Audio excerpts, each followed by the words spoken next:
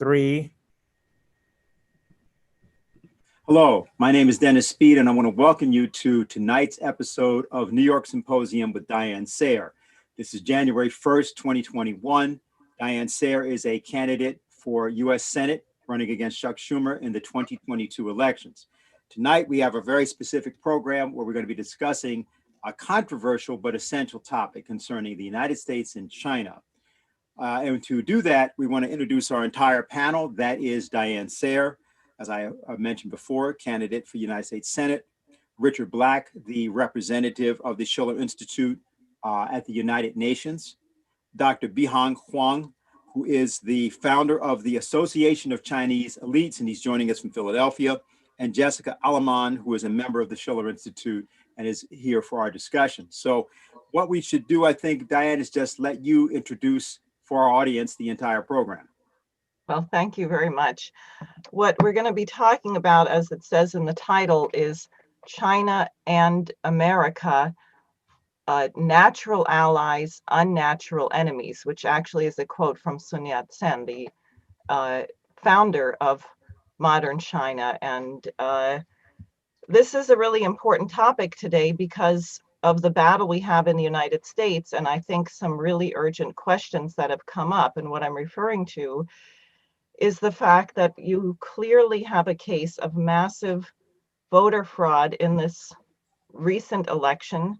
It's not yet resolved. There are probably hundreds of thousands of Americans prepared to descend on Washington on January 6th, the day that the Electoral College vote will be ratified or not by members of the Congress. There are members of the Congress who are planning right now to object to it. President Donald Trump is saying that massive evidence is going to be presented that day of voter fraud. And this gets at a very, very fundamental question, which is much bigger, really, than the outcome of this election, which in and of itself is of crucial strategic importance for the future. But if we're going to be able to solve anything, the question is, how do you restore trust in the government of the United States? And you see this lack of trust in certain things, like take the question of a vaccine against COVID-19. President Trump did a huge mobilization to get this developed in record time. The various vaccines that have been developed seem to be extremely effective, very safe. You don't have reactions beyond, I think, what you have with other vaccines. And it creates a possibility where life could return to quote unquote normal. I don't want to say that because I think we need to get to a higher platform. But you have thousands and thousands of people saying, I'm not going to take a vaccine. I think there's an evil conspiracy. They're going to inject me with a microchip. They're going to do this or that or the other thing. Well, why would people believe that? Well, part of the problem is there is a reason not to trust the pharmaceutical companies. They have made a lot of money getting people addicted to opioids, for example. Now, finally, under Trump, at least one of them has been prosecuted and fined out of existence. But we have a culture in the United States which has greatly declined over the last 50, 60 years, since at least you could say the Kennedy assassination and the Warren Commission cover-up, and the cultural change in the United States to really degrade the idea of mankind, to say that human beings are really nothing more than animals. We just search for pleasure, avoid pain. There's nothing beautiful or creative or unique about the human species. And this has created a very degraded view where people can get away with putting money over principles of the general welfare. So the question is, how do you restore trust between the population and the government, which we are supposed to be giving our consent to be governed by this government?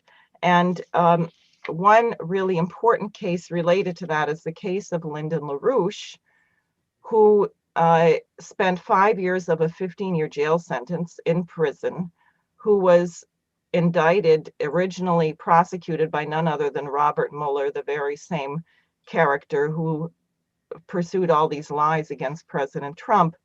And really, in a sense, for the same reasons that LaRouche was not interested in a British geopolitical world divided among pragmatic lines, but had worked with Ronald Reagan to get an agreement between the United States and the Soviet Union on developing a laser defense against nuclear missiles.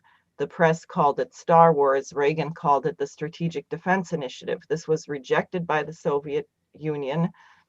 LaRouche warned that they would collapse economically if they rejected Reagan's offer. He said within 5 years. That's exactly what happened. What happened to LaRouche? He was framed up to silence him, to prevent him from being allowed to become president. The media called him every name in the book. Ramsey Clark, who took the case, warned that if they were able to get away with doing this to Lyndon LaRouche, that no one in our nation was safe. And you see, we've now come to the point where a powerful president who had support of millions of voters who won the election in 2016, nonetheless had to waste 4 years fighting through a bunch of fraudulent charges. And it doesn't even matter if the charges were refuted. It doesn't stop people from repeating them over and over. So this is an urgent question. I think when you hear what my colleague Richard Black has to present about what China has done in the recent period, you will see a very different picture of a government that actually has earned the trust of the population, which makes a huge difference in the ability of that government to move and get certain things done. And I think it will raise some interesting questions about the actual potential, about what we could and should be doing in the United States. And I think what is imminently absolutely possible and doable, but it's going to require a real change in the immediate short term, hopefully in the coming days around this election. But if not, then it's a fight that cannot be let go. We have to restore principle of justice in this nation. One of the most fundamental questions is whether people have the right to vote and have their vote counted fairly. So I'll leave it there and let Richard Black tell you about what China has been doing, which I think will come as a surprise to many of you. Thank you, Diane. Yeah, I think this is for me, a very exciting topic. I would characterize what we are looking at in this topic of China's economic prospects as a bombshell within a surprise. China announced several weeks ago that they'd be revealing in early 2021 their economic plans for the next 5 years, their 5-year economic plan. So they haven't released the details yet, but there was a almost 2-hour briefing in China. There were probably 300 diplomats there and media from around the world. And the leading economists that designed Where is China Going gave about a 2-hour presentation. And it was, as I say, a surprise, and within the surprise, a bombshell. These were all economists that spoke, high-level officials in the government. But they didn't speak about prospects for the stock market in Hong Kong or how Alibaba, the tech giant, was going to do, or money being made in real estate. None of that was discussed. No money numbers were discussed from these economists. What they talked about is the plan to improve the population's power of thinking. And their approach, which you'll see, is very much, has great affinity with the approach of the great American scientist, Lyndon Larouche, is very much focused on 2 things. Number one, focus the entire economy over the next 5 years and over the next 30 years on increasing the rates of discoveries and inventions of what they call innovation in science and technology. And number 2, how do we raise the cultural level of the population as a whole? That was the economic briefing. There were no GDP figures. There were no balance of trade figures, no discussion about profits of banks in this sector and how China's Disneyland was doing. Nothing.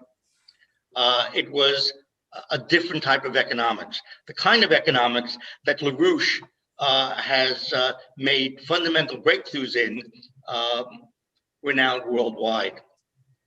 Now, they made this announcement about a month ago in the context of China having done something quite miraculous, which is that they announced they succeeded in eliminating all extreme poverty in their population of 1.4 billion people. The geography of China is approximately the size of the United States. Their population, 4 times that of the United States. And they set out a goal over the last 2 decades and succeeded in November to eliminate the last tiny pocket of extreme poverty in the country, in the rural areas, in the mountainous areas. This is a breakthrough, not for China, but for all of mankind. This has never been done before. 1.4 billion people. How did they do it? Well, number one, they put a tremendous emphasis over the last decade on advanced infrastructure in terms of especially rail, high-speed rail, and they connected every remote section of the country with all of the main prosperous areas. So there is no section of the country which is isolated and remains outside of the general uplifting of the economy. They upgraded farm technology, introduced thousands of new kinds of seeds and crops. People in the mountainous areas in very poor quality land were relocated out into the cities and into other provinces. Massive housing construction went on. And in order to make sure that every family in poverty was moved out of poverty, in the course of the last decade, 2.9 million government workers fanned out throughout the country to work out problems, village by village, town by town, family by family. I find that astounding.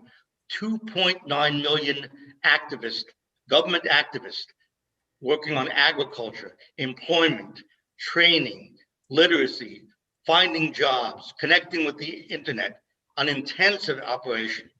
And in the last year, that is in 2020, going into the deadline of having to eliminate poverty, extreme poverty by December 31st, they accelerated and carried out what was called targeted poverty alleviation, meaning the villages, the families, the areas which were most entrenched in poverty got a labor-intensive push so that they got the help that they need and the transformations that were required.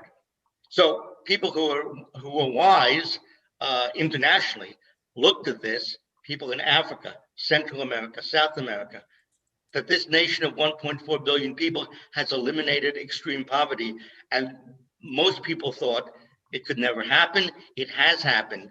And in a certain sense, it's an extremely important proof of principle. Think of FDR during the war, talking about the 4 freedoms, and the key freedom being freedom from want. This is a key human right. The United Nations, with their Sustainable Development Goals, the key goal is the elimination of poverty. The UN said this must be done by 2030. China did it a decade early. So the way China is thinking about economy is not the way you hear about it, picking up the New York Times, the New York Daily News, if you're in college, taking some type of bogus economics course. This is a different way of thinking, that economy is about the power of the evolving mind of the nation, transforming nature, allowing greater prosperity, and allowing larger sections of the population to be involved in moving the nation as a whole forward. So I think the best guide to understand how the Chinese are thinking, the direction that they're thinking, is to look at the method, the genius of Lyndon Larouche. And what I want to do now is play an 8-minute clip from a video class series that Larouche gave in, I think, 1984, called The Power of Labor.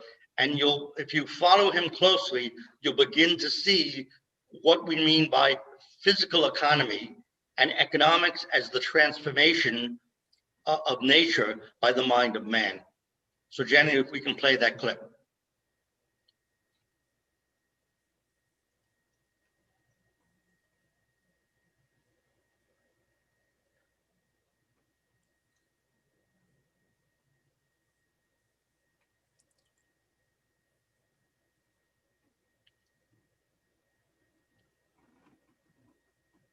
We're not hearing the audio.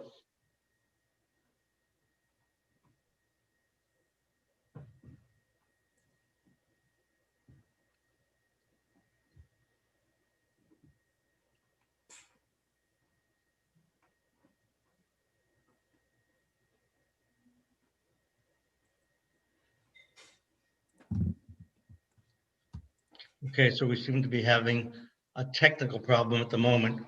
Let's give it a minute to see whether we can get the audio as well as the video. Let me also say this, Richard, if you can Yeah. hear me. Might be good for you while we have a little break right now, just to let people know what also happened this past Monday, the involvement of us in the Alexander Up Ensemble. Yeah, the role that the Schiller Institute is playing internationally is very, very great. After 4 years ago, the great and renowned Alexandrov ensemble of the chorus, musicians, dancers were on a plane on their way, a mission of beauty and mercy to the war zone in Syria for New Year's, to bring hope to the population of Syria. And tragically, that plane crashed soon after takeoff, and all aboard, the relief workers, the journalists, all of the key individuals who were really heroes in going into a war zone were lost. The entire population on the plane perished. The Schiller Institute, immediately upon hearing this, did a memorial to all of those who were lost, and to the Russian people as a whole, to send a message to the Russian people that we grieve with them, we understand their loss, and their loss is our loss. And each year we've been doing a memorial with diplomats and others, military people, at the Teardrop Memorial in Bayonne. Each Christmas, which is the 1-year anniversary of when that crash occurred. So we had a memorial on Monday.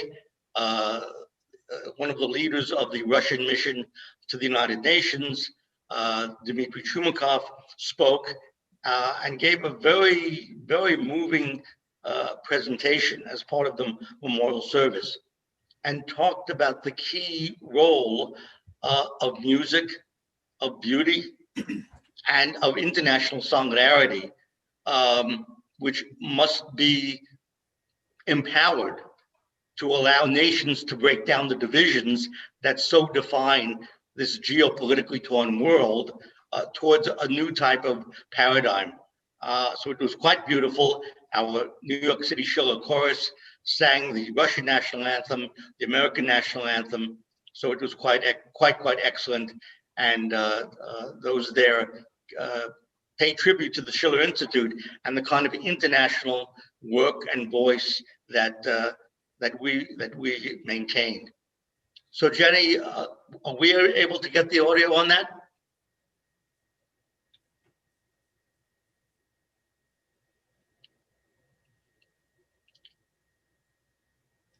So we'll try again.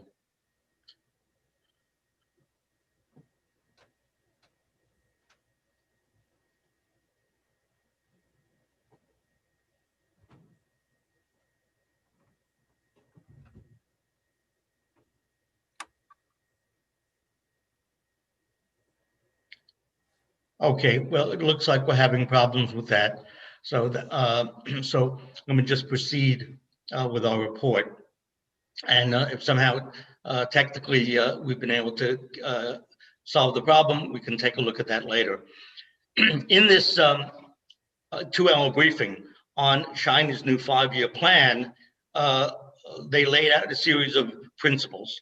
Number one, what the economists of the government laid out is that what they are working on is a completely new development paradigm. They said they intend not to import any model of development or economy from the West or anywhere else, and they do not intend to export China's model. No targets around GDP numbers were given. They defined green technology, which is now being pushed by the global Malthusians, to tell the poor of the world, you will die of starvation, you will not develop. They instead, these economists defined green technology in Confucian's terms. That is, all they said was, we will make sure that our economic development is in harmony with nature as a whole. They barely mentioned the reduction of carbon targets, which are the official policy of China. They said that what we are doing in terms of turning China, which was 20 years ago at a poverty level lower than in Africa. What they said is what we're doing, our transformation is unprecedented. And because it's unprecedented, we're making a discovery for all mankind. We're going to focus on scientific innovation, and our 5-year plan, which is our focus of discussion today, is only being discussed with a plan for economic development between now and the year 2050. So we will actually even talk about a 5-year plan as short term. We're actually looking at a horizon of the next 30 years. That's the conception. So when you read about China's building of a base on the moon, they're landing on Mars in 2 months, their breakthroughs in quantum computing, their advances in thermonuclear fusion, the way the leadership is thinking is we're doing our economy in leaps of 5 years, 10 years, 30 years. That's the idea. That's the notion in the mind. This is the kind of thing that America used to be known for under Franklin Delano Roosevelt, with the Apollo program under Jack Kennedy, at least in principle, but the West has amnesia and has forgotten that this is the only method whereby prosperity can be built. So after the economists went through these essentially what I would call first principles, one of the diplomats got up from Colombia and he said, well, you haven't given us any numbers. You haven't given us any figures. How can we trust that China is going to really do what it's saying if you're not giving us any numbers? And I thought the answer by one of the economists, Dr. Shin, was quite sharp and really had within it the bombshell within the surprising approach to economics that I'm talking about. So if we can put on the first quote, Jenny.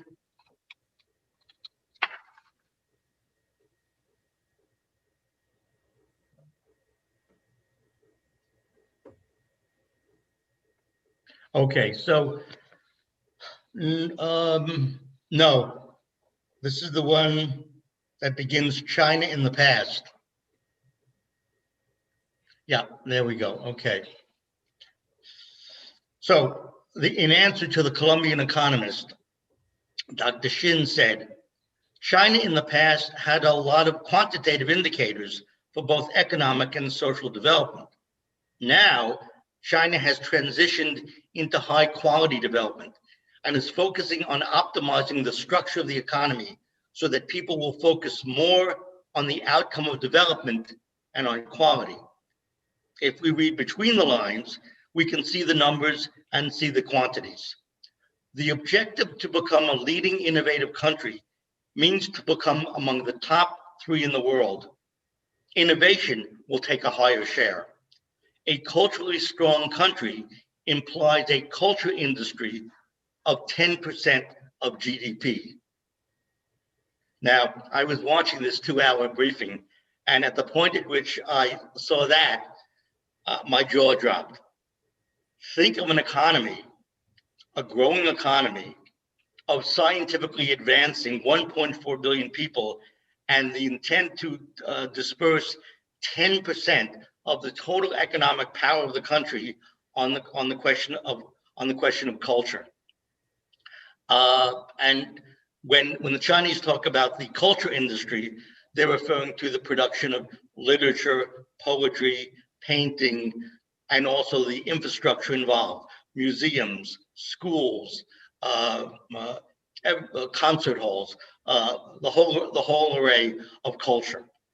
Now, what kind of culture? What are we talking about? What's the purpose of literature? What's the purpose of art? What should people do with their leisure time? Well, this is a hot debate going on in China. If we can look at the next quote by the president of China, Xi Jinping.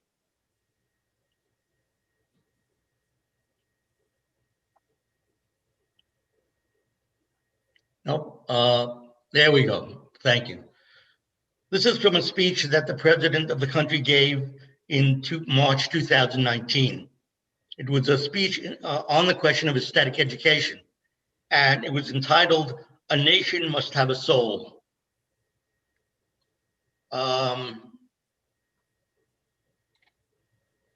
Let's see. We need the other quote. It begins, "Fourth, we should build." Jenny.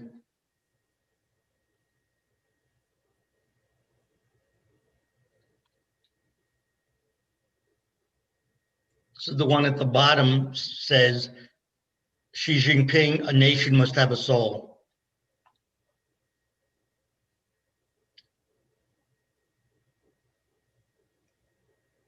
There we go. Thank you. So this is the president of the nation speaking. This is in 2019. He says, "Fourth, we should build social norms by promoting virtue. According to Thoreau's commentary on the spring and autumn annals," nope, we flip back. There we go. Thank you. "The highest attainment is to exemplify virtue. The second highest is to perform great deeds. The third highest is to put forth noble ideas. People working in literary, art, philosophy, and social science circles have the responsibility to inspire minds, refine character, and to warm hearts. You also shoulder the mission to cultivate morality and consolidate the foundations of our society through your works. As well-known public figures, you are expected to set an example for society with your lofty aspirations, sound morals, and noble sentiments. To promote virtue, we should first establish moral integrity." So this is a speech given 2 years ago to teachers, professors, heads of universities. This is a hot topic. This is a hot discussion in China. I can put up the next quote by Dr. Yu Zhou from the Shanghai Institute of Technology. This is from a paper just published a few weeks ago. And I want to give you a flavor of how this discussion is going. So this is by a young professor at the Shanghai Institute of Technology. She says, "Confucius combined artistic activities with the cultivation of people who meet his social ideals from the perspective of music education practice, emphasizing rise in poetry, stand in courtesy, succeed in music. Starting from the ideological and artistic quality of music, he takes goodness and beauty as the basic criteria for music evaluation and derives the perfect aesthetic evaluation standard. Confucius also attached great importance to music education. and proposes 6 lessons for study: ceremony, music, archery, horse-drawn carriage, reading, and math. Among them, music is second. So the answer by the economic team to the diplomat from Colombia wanting numbers was essentially, well, we'll give you a number, 10%. 10% of the economy as a whole is going to be spent on the question of the development of culture. This was sort of like the high tension point of the briefing as a whole.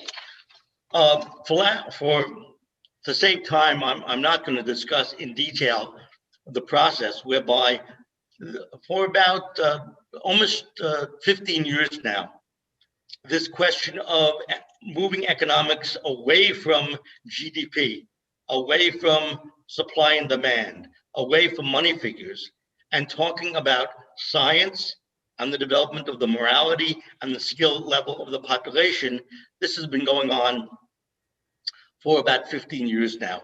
And with this economic plan, which focuses on culture, focuses on science education as the driver, what Larouche calls the science driver in an economy, this moves this capability to a new platform.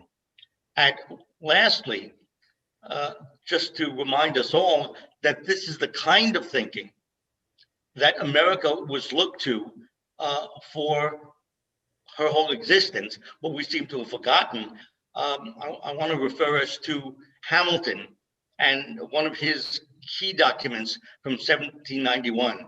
And Jenny, if we have that, that would be good. Otherwise, if you don't have it, I can read it.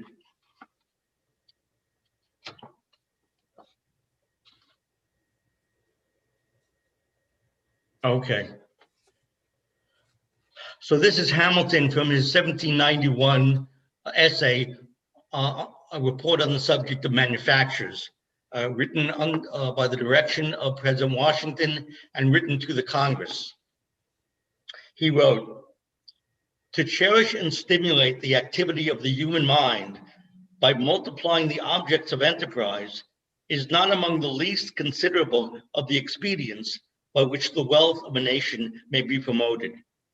Even things in themselves not positively advantageous sometimes become so by their tendency to provoke in us exertion.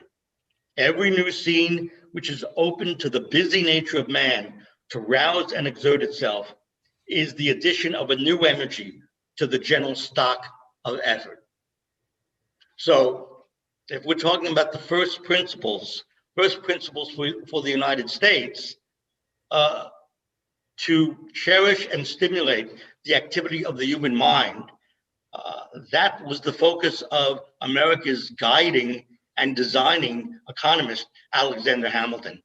And in fact, what we're seeing in China today, with the focus that I've just outlined, is an American system approach with Chinese characteristics. So I'll stop there and ask Dr. Guan if he would like to make some comments. Thank you.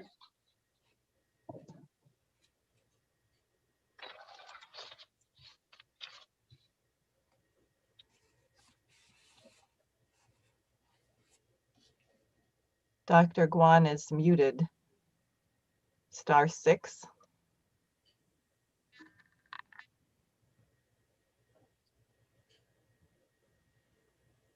Perhaps while he's working on that, I think I can actually play that video.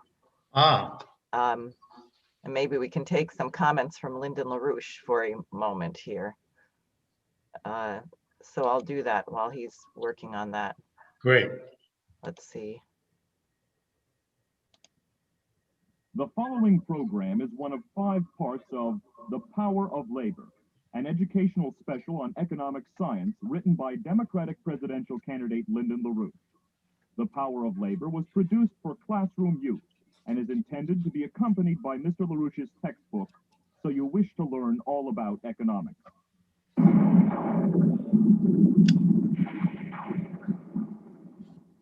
What we're going to do in this broadcast is to make you a master of the ABCs of economic science, starting from verse 28, chapter 1 of the book of Genesis. Let us begin with the first clause in that verse. What does it mean to be fruitful? In other words, how can we as citizens judge whether or not the United States as a nation is being fruitful or unfruitful, in the sense that that verse implies?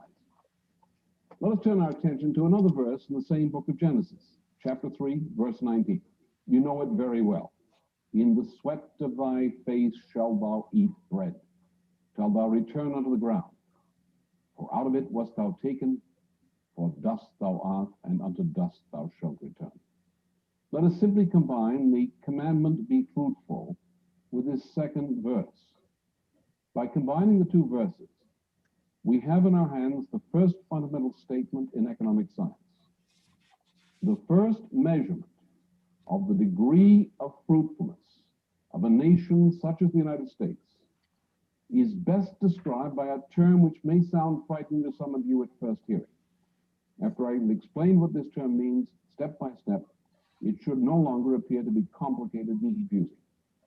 To help you at this point, I shall write the term on your television screen: potential relative population density.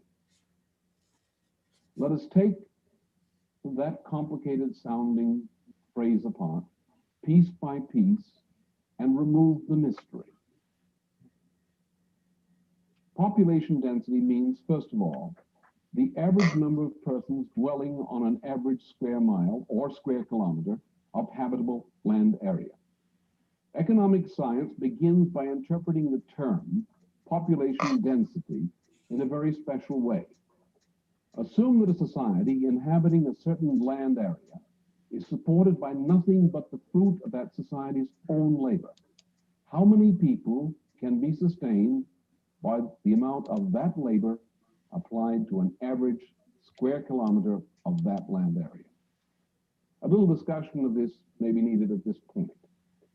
The most primitive form of human life we know is what the anthropologists have named the hunting and gathering form of social existence. In this form of society, mankind has only a few very simple tools.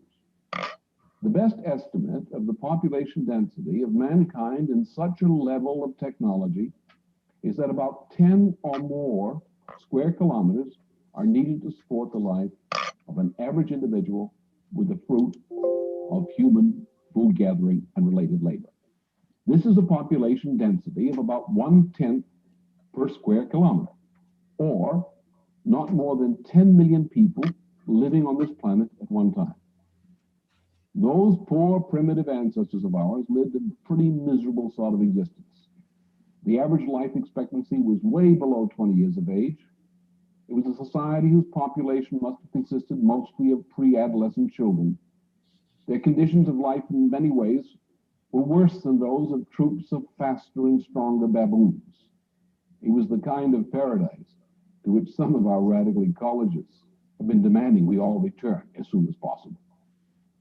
Today, the world's population is estimated to be more than 4.5 billion persons. You see how the population has grown during the recent 400 years? Look at the estimates on your chart now on your screen. Through various stages of technological progress, our population is more than 450 times the level possible for primitive mankind. Under conditions made possible by modern technology, many persons can expect to live to more than 70 years of age. The potential population density has increased by more than 450 times. We can restate this another way. The productive powers of labor have been increased by more than 450 times. This increase has been the result of successive technological revolutions. First, there was the development of fishing near the mouths of major rivers. Out of this came the development of simple water vehicles and the beginnings of simple urban settlements based on fishing. Out of this came the development of simple agriculture. Agriculture developed best in settlements near the mouths of important rivers and spread upriver. There were revolutions in the development of materials and tools. There was the use of animal power, water power, and wind power to supplement the muscles of human labor. Then, beginning the end of the 17th century in Europe, there was the revolution based on burning of coal to produce heat to power machines. Out of this came chemistry, and later the use of electrical power. These successive technological revolutions are the key to the increase of productive powers and labor, the increase we see in population density. This is the first rough measure of man's obedience to the commandment of Genesis to be fruitful. Now let us look at relative population density. Not every part of the land we inhabit is equally suitable. Given the same quality of technology, the amount we can produce from some land is less than we can produce on other land. This means we cannot treat each and every square kilometer of land as representing the same rate of potential population density. The quality of this land is not permanently fixed. We improve the land. We also deplete those improvements. The case of the Imperial Valley in California is an example. Desert land was transformed into some of the most valuable agricultural land in the world. If that land in the Imperial Valley were not maintained, it would revert to very poor land. This brings us to potential relative population density. This should be pretty obvious. To determine how fruitful societies become, it is not enough to know what the present relative population density is. We must discover what the relative potential population density potentially could be at the given level of technology. Therefore, we must measure the potential relative population density. This measurement becomes our approximate measurement of the fruitfulness of society. This is the approximate measure of the productive powers of labor. So far, we have stated simply what most adults used to believe in the United States. Our nation was founded by people who believed in the advantages and necessity for technological progress. We declared our independence from Britain and fought wars against Britain to obtain and defend that independence. The most immediate issue of those wars against Britain was that our founding fathers refused to accept the attempts of the British East India Company and of Adam Smith to suppress technological progress in the English colonies in North America. Until near the end of the 1960s and the beginning of the 1970s, that belief was part of our national culture and was national policy. Is continued technological progress still necessary? In other words, can we as a society be fruitful, as the book of Genesis commands us to be, if we were to halt technological progress at the present level?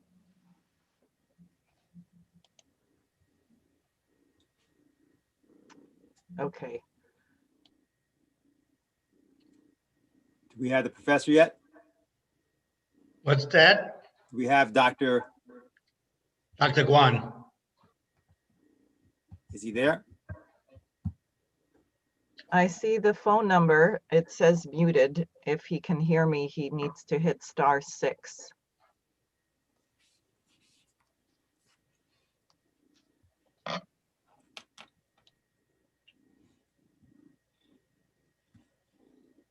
I hope he's going to be able to join us because I have a particular question for him already.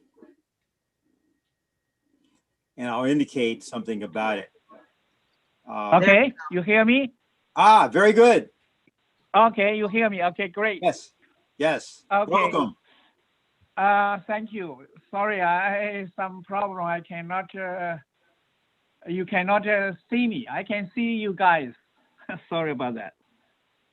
Go ahead. I'm glad to see all of you. I should first I say Happy New Year to you all. Okay. Also, I did read the article wrote by Richard Black. I think it's a wonderful article. I also this afternoon I republished it in www.ChineseInUSA.org and another website www.ushsb.com. Yes, I think this article talks about China's 14th five-year plan. Dr. Richard Black said, is science and culture is a drive, not money, ignite progress. That's true. Since last 70 years, China made a great progress. This you can know.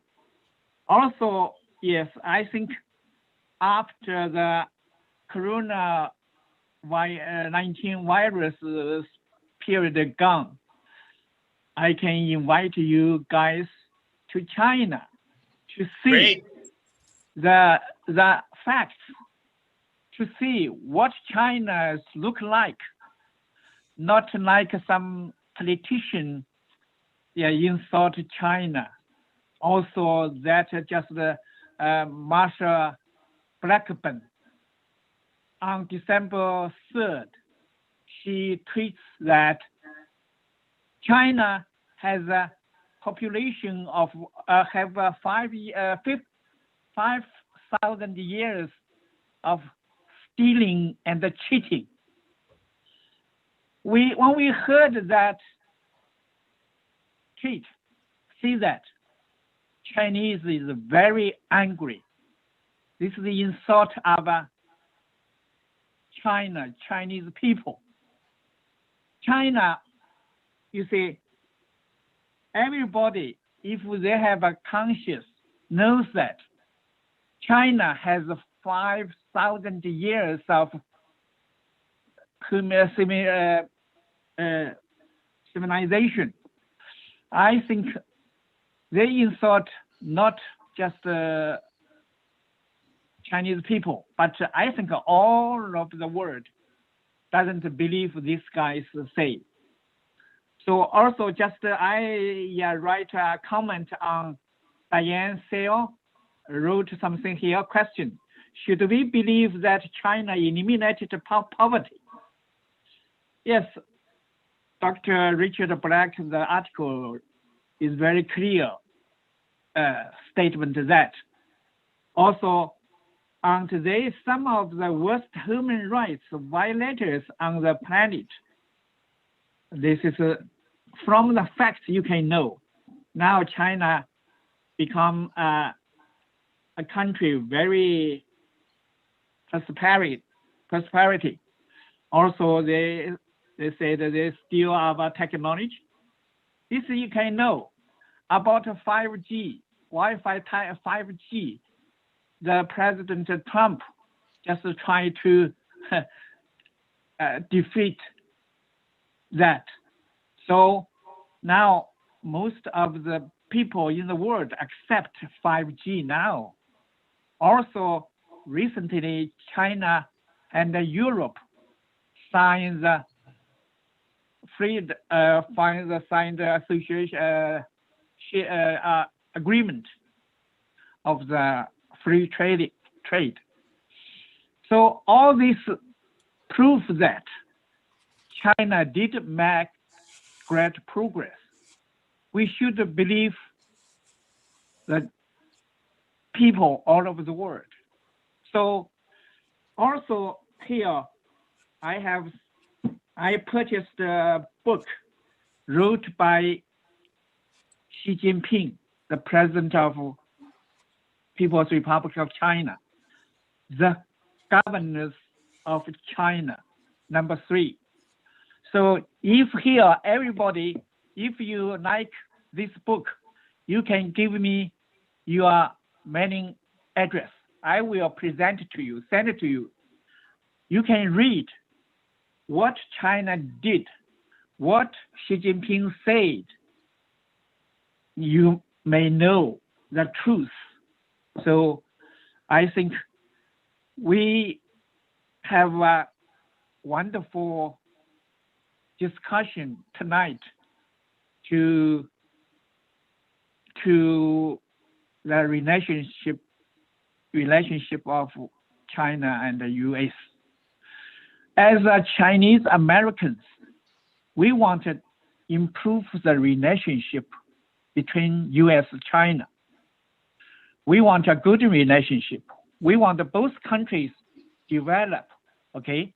We don't want to defend you and attack you. The President Xi Jinping put forward the common global community of shared future, not just China good. We want all countries good.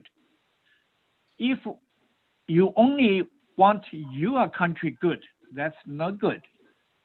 You cannot good by yourself, independence. So we need all good. People expect good life, right? So we need fulfill the expectation for better life for all the people. The Belt and the Road Initiative put forward by Xi Jinping get a lot of response by the world. So yeah, I'm very happy to see all of you guys. Yeah, maybe in the future we can get together after the Corona-19 virus is gone. So also you understand China has a great successful victory about defeating the coronavirus. Now China's economy is developing. So I want you people to read Xi Jinping's book. And also I want to invite you guys to go to China to see by yourself, see the truth. That's all I want to say today.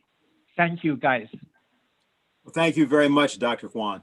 And we're going to have a couple questions for you. And before we go to that, I want to let Jessica Aleman get our discussion going, see if she has any response to both what she's just heard or what she heard a little bit earlier. Okay. Hello. Thank you, Dr. Yeah. Huan.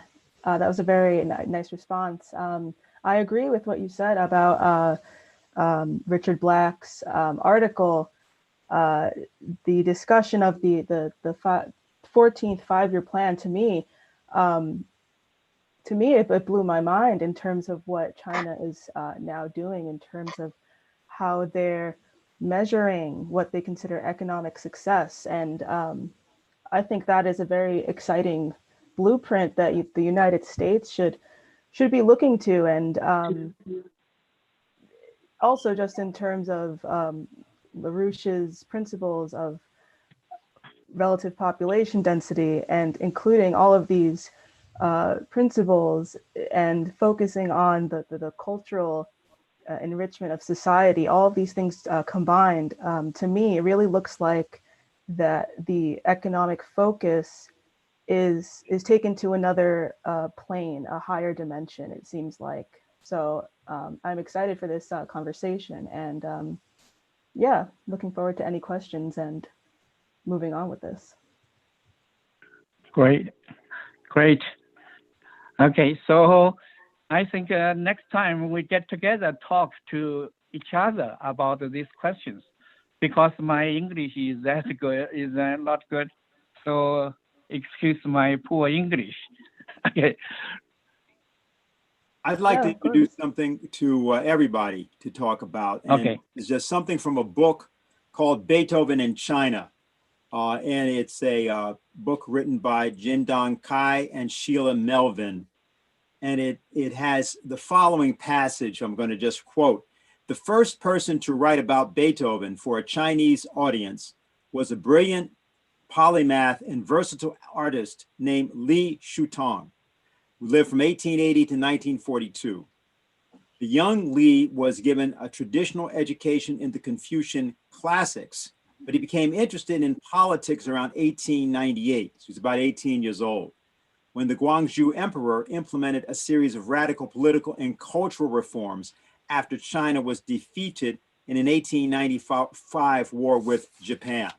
Then skipping forward, Li also became interested in Western music which played a critical aspect in the cultural reform program that followed Japan's forced reopening to the West.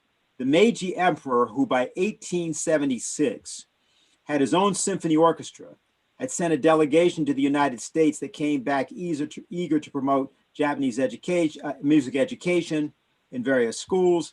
And then it says that two reformers, a Japanese man by the name of Isawa Shuji and the renowned American educator Luther Whiting Mason, created a whole series of music textbooks that included dozens of 19th century European and American hymns, folk songs, and classical melodies.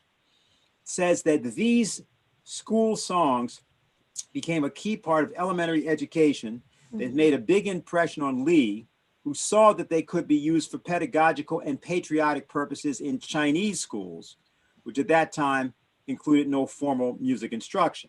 And then it says, in 1906, in any case, Lee wrote an article introducing Beethoven to the Chinese public. He also drew a likeness of the composer, a charcoal sketch showing Beethoven with a firm jaw, resolute brow, and wild hair. And both were published in the premiere and only issue of the Little Music magazine, the first Chinese magazine about music, which Lee founded, edited, and published, and circulated in Shanghai.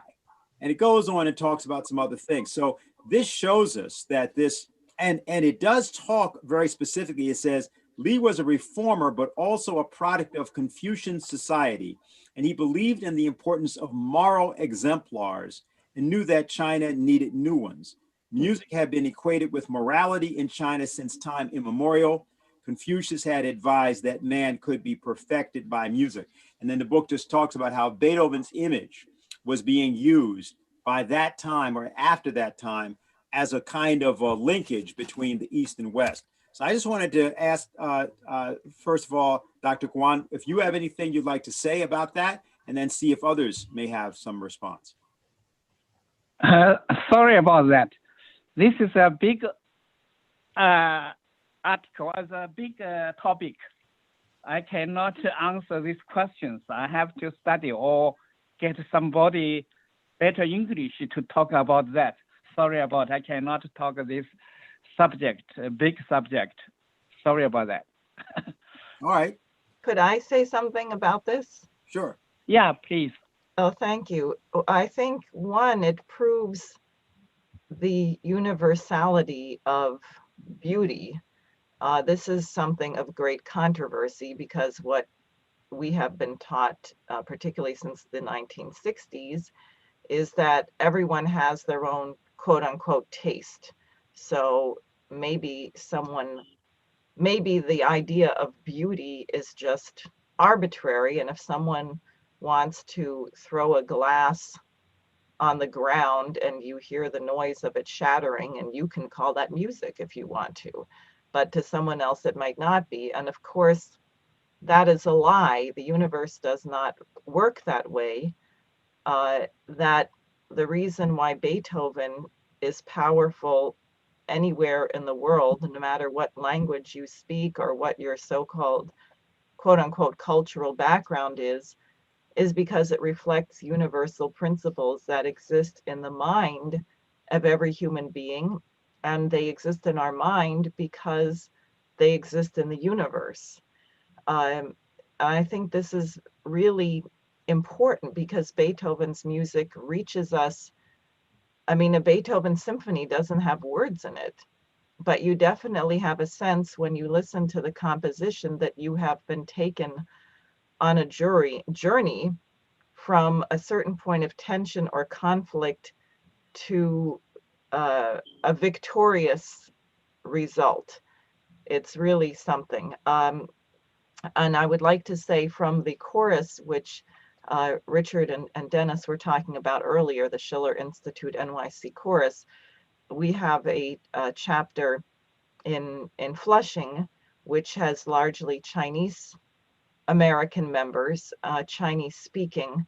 And again, there is such a shared commitment to great music, which is extremely powerful, particularly we've noticed that the Chinese singers really do the African American spirituals very well. The folk music, which great composers drew upon for their art, but folk music also seems to have a very, very universal quality. So I think this is quite important. And this commitment that Richard was describing, and you were describing, this shift, it's my understanding, I haven't been to China, and I'd really like to take you up on your offer, Dr. Guan, that we can all visit, we can have a meeting in China after COVID. But my understanding is that you have many, many young people in the United States. Very sadly, before the pandemic, if you were to go to Lincoln Center and look at the audience, at least 80% of the audience would have white hair. 80% of the audience would be people over 70, even maybe. And that's dead. What's the future? Where are your new Beethoven and Mozarts going to come from? In China, you have huge audiences of young people. You have millions of people learning the violin, learning piano. And if you go to the Manhattan School of Music or you go to Juilliard, a huge percentage of these students come from China. Now, that's not because Americans can't be great artists. We've produced many great artists, but it's not emphasized now for reasons partly which I said earlier. So I think this is really delightful and bears more exploring and commitment. Dennis? Yeah. Go ahead, Dr. Guan. Great musician has no country's boundaries.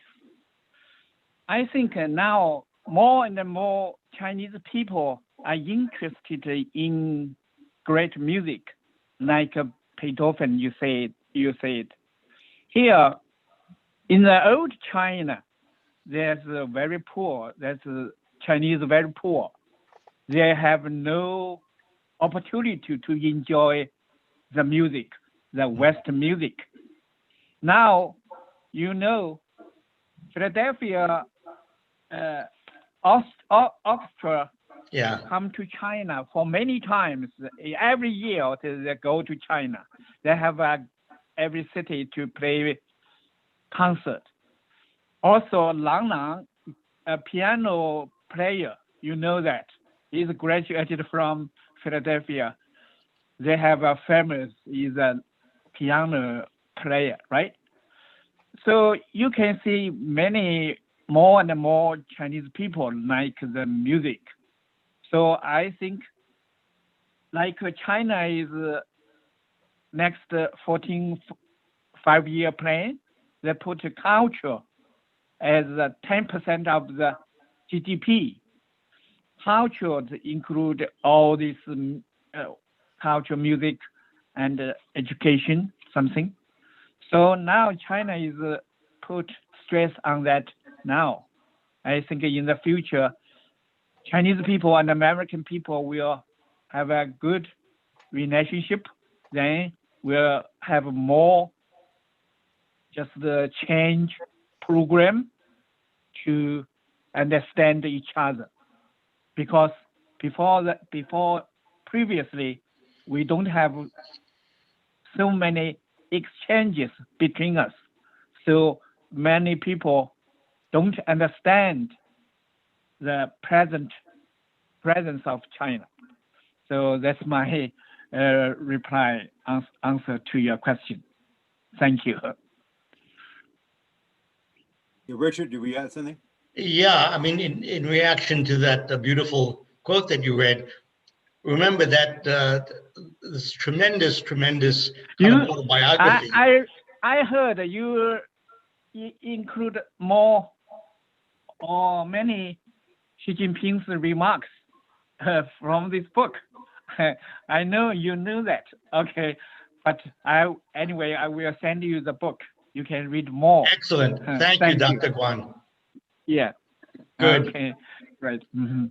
So as I was saying, Dennis, this wonderful book by Dr. Sun Yat-sen from 1918, Memoirs of a Chinese Revolutionary, Right. the idea of the development of the mind of the citizen and the mind of the population as a whole through music, through education, through art, was at the center of the way Dr. Sun Yat-sen thought and organized. And in that book, Memoirs of a Chinese Revolutionary, what he examines is all kinds of different scientific and cultural fields, and takes on the Chinese ideology of the time that, oh, thinking is easy, doing is hard. And he wages a polemic, Sun Yat-sen, that no, you have to focus on the mind.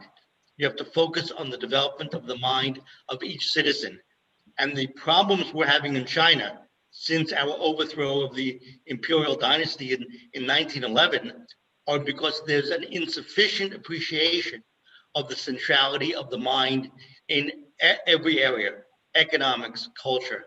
So the scholar that you quote sounds essentially contemporary with this great intellect, Dr. Sun Yat-sen, who in China today is being recognized more and more. Xi Jinping gave an extraordinary speech, I think in 2016, of the extraordinary accomplishments of Dr. Sun Yat-sen. Yes, China still respect Dr. Sun Yat-sen. Also in Philadelphia, I have a associate foundation called World Foundation of Dr. Sun Yat-sen. Next time, maybe I invite you come to Philadelphia to see our office. We have a big sculpture of Dr. Sun Yat-sen and some books. Okay. Great. We have to defeat the pandemic so we can all join you at a wonderful Chinese restaurant in Philadelphia and talk about wonderful food. My target is a goal to invite you to go to China. We go to China, I show you everywhere in China. Okay, good deal. Okay. Now, okay, thank you, guys. Thank you very much, very much. Richard, looks like we have a question for you that came in the chat. It says from Mauricio. It says, Mr. Black has said things about China on the railway and economy. Would you go further and develop something about the movement of vessels, fishing vessels in non-sovereign soil shores around many countries of the Americas, so people can understand what the Chinese are doing? I think what he's saying here is you've got various kinds of movements around maritime fishing and other motions that go on all the time in the Americas, but people are complaining about China and what China is doing in the waterways around China. They're asking for you to speak about this. The relationship between China and the nations that border the South China Sea, the relations are actually quite good. There may be disputes about certain territorial waters and fishing rights. Friends can be friends and have disputes. All of these discussions are going on, I can assure you, on a continual basis with Vietnam and other nations. Essentially, what you have is the elites of Wall Street and London, New York Times, London Economist, U.S. State Department, stirring up trouble and attempting to turn small disagreements, which can be easily solved in terms of negotiations among friends, turning a mountain into a molehill and being an excuse for the U.S. to deploy its massive Navy into the South China Sea, into the Taiwan Strait, massive overflights over Taiwan, with an attempt to trigger a war, World War III, between the United States and China. So if you're reading about fishing disputes and whatnot, what you're seeing is not what you think you're seeing is not accurate.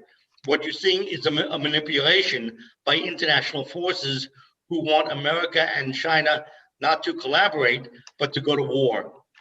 So it's important to see what the hand behind these developments, which is assuredly the City of London and the war party in both political parties in the United States.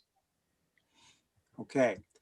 Diane, I'm also seeing something else here, which we probably should have you address, which is from Deborah, who is asking about something about the elections and about January 6th. Is asking why did they schedule Vice President Pence to be in Israel on January 6th? I don't know if that's actually the case while the election debate is going on, so forth and so on. So I take this to be obviously a question of concern about what's going to go on in that day. Maybe you should just respond to this or give us some idea about that. Sure.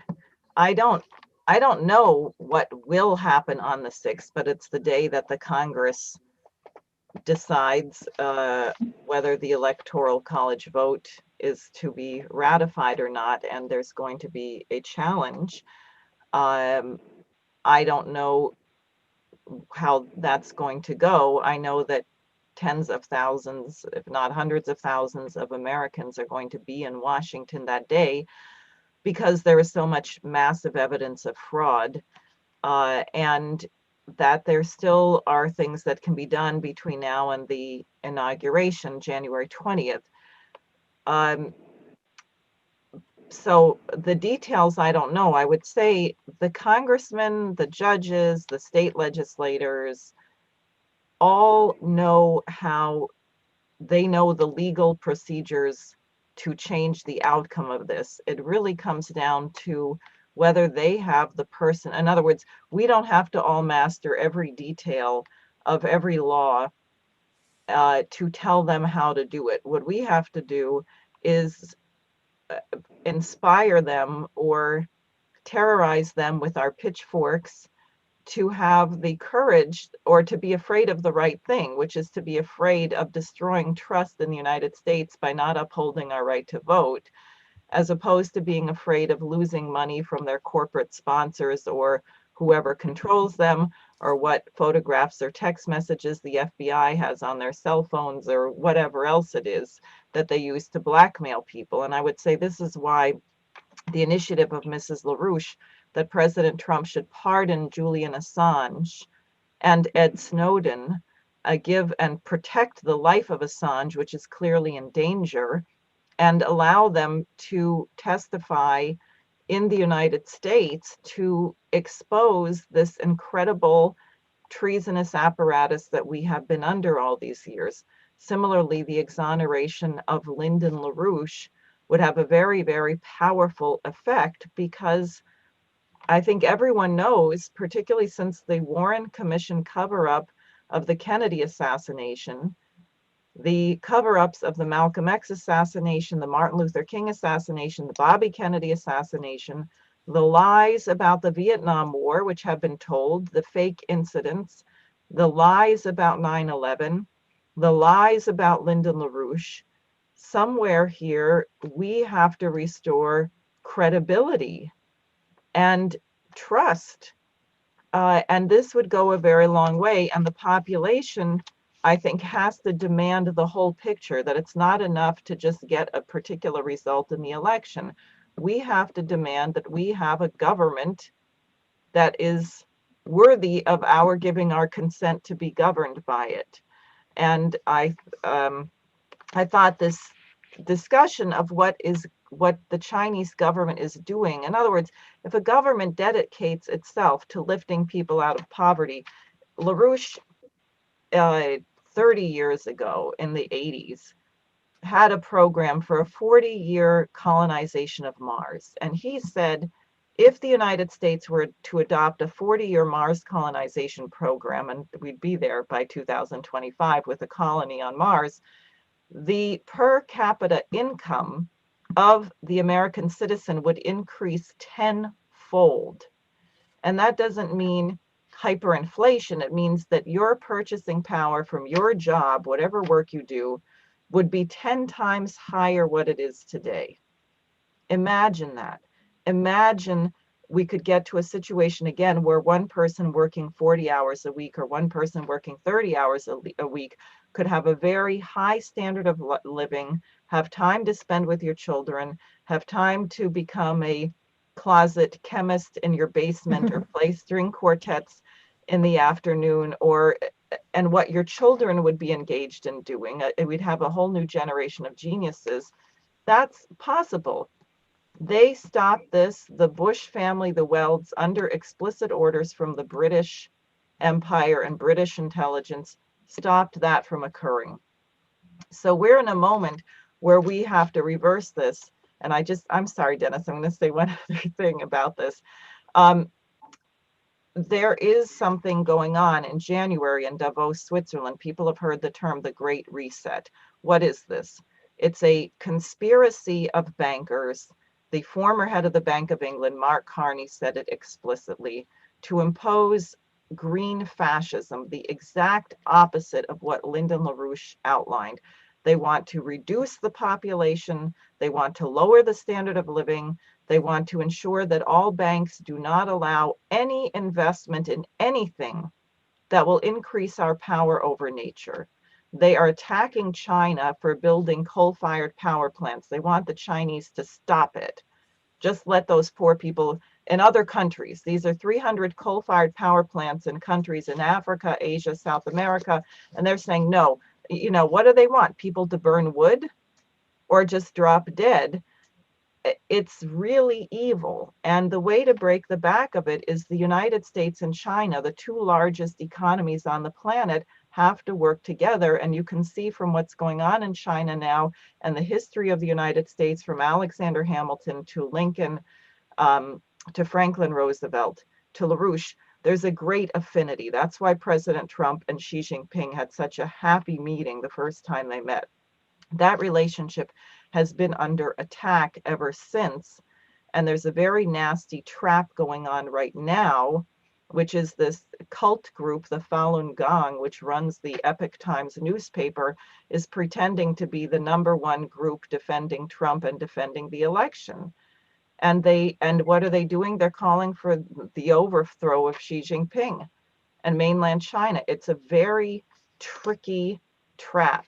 And part of why I wanted to have this discussion is because Americans have to see through this and recognize that the #1 enemy of the United States is the British Empire, the British imperialist system, this Wall Street operation, this Great Reset, and that the nations that they're telling us are our enemies, specifically China and Russia, would be our greatest collaborators in this moment. So that's a really long answer, but I wanted to make sure I got that out. Well, I think what you also did was to make it clear why we called this unnatural enemies, natural allies. Malcolm X used to make the point back in the 1964 period that China and Russia were our allies during the war, but then they were our enemies after. And Germany and Japan were our enemies during the war, but then they were our allies after. And he asked the question, how does that work? What is the whole idea of these enemy images? How are these enemy images used? And I think what we should do now is that we're pretty much at the close of this. I'd like to get us to summary remarks. And I think we'll start first of all and see if there's anything that we may have, first of all, from Dr. Guan. Is there's anything that you haven't said and you think would be important to say at this point? No, that's all for me. I just have a good time with you guys. Happy New Year again. Thank you. Thank you very much, sir. Jessica, how about you? Hi, yes. I would also go on to say, along with what Diane has said, that I think transparency in the government would be a very important thing, especially now with the atmosphere of distrust and the situation we have with the election. And absolutely what we don't need is more, more conflict and war drum beating to start conflicts with China. And unfortunately, we have been seeing that. But I think, with also what Diane mentioned and with Richard's great report about what we're hearing, that what China is doing, that this is a sign and very actually, enlightening information that allows us to look to China as a great friend and, a source of inspiration. So Yeah, I just think we need to be wary, and transparency is definitely key. And yes, thank you. I appreciate your time here. Sure. Thank you very much. Richard? Yeah, well, I just want to end with a bit of a plug, which is that the article that I went through tonight is in the EIR magazine, Executive Intelligence Review, and you can subscribe by going to store.larouchepub.com. It comes out weekly online. It's $360 for a year. My article, which I briefly went through tonight, is one of, I think, 5 major articles on China, including from Helga Zepp-LaRouche, the head of the Schiller Institute and one of the leading world scholars on China. So if you learned something tonight, you can learn a lot more and become an activist citizen by subscribing to Executive Intelligence Review, and you'll enjoy it. Thanks. Okay, thank you, Richard. And Diane? Well, I would like to echo Dr. Guan and say everyone should have a happy new year. Put on your full armor, and that means emphatically your mind. And Helga Zepp-LaRouche had stressed the importance of Beethoven. We're going to extend the 250th Beethoven anniversary year, since we couldn't have all the concerts we should have had thanks to the pandemic. But I think this is something we can win as long as we don't give up, because I think Martin Luther King was correct when he said the arc of the moral universe is long, but it bends toward justice. Also, Dennis, maybe when you conclude, you can tell people something about the event tomorrow on the LaRoucheOrganization.com website.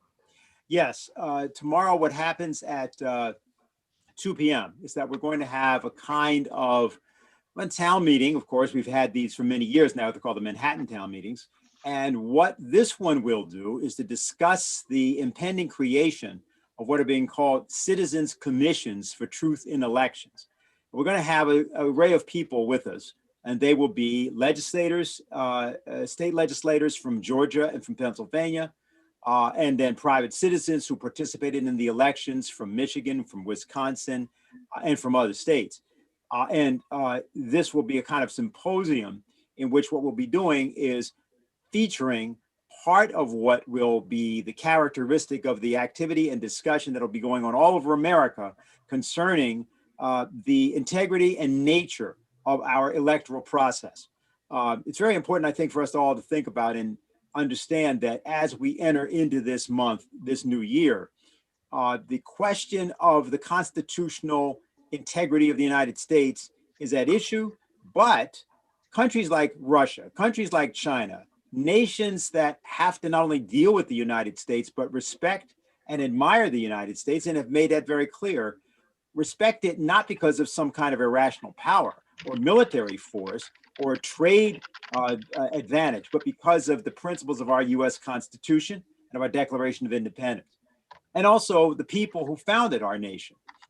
In that context, tomorrow what we want to discuss is how to think about the international implications of our fight to correct the injustice of the theft of the elections from the American people. It's not merely a theft of the elections from a presidential candidate, Donald Trump, or president, I should say, Donald Trump. This is a thing, this has to do with the entirety of our nation and the nature of our nation. And so we're asking and requesting that people join us tomorrow. As was said, it will be on the platform of the LaRouche Organization. Go there, you can join us. And in addition, it'll be featured on the Schiller Institute site, I believe, also shortly after. So it won't be there live, but about an hour or so after that webcast, it'll be available on that site as well. And we hope to see you there. So we hope you enjoyed what we've done tonight. I think something new has been done for the new year. Gave you a lot to think about. We always like to talk about this idea of thinking like Beethoven. And when you think about this idea of Beethoven in China and think about the way in which this notion of the transparency of culture and the transitions of culture through music, in this case, works, it gives us a kind of vanguard outlook for how politics can follow in the wake of art, in the footsteps of art. And so on behalf of New York Symposium with Diane Sayre, we're going to say good night, and we'll see you next week.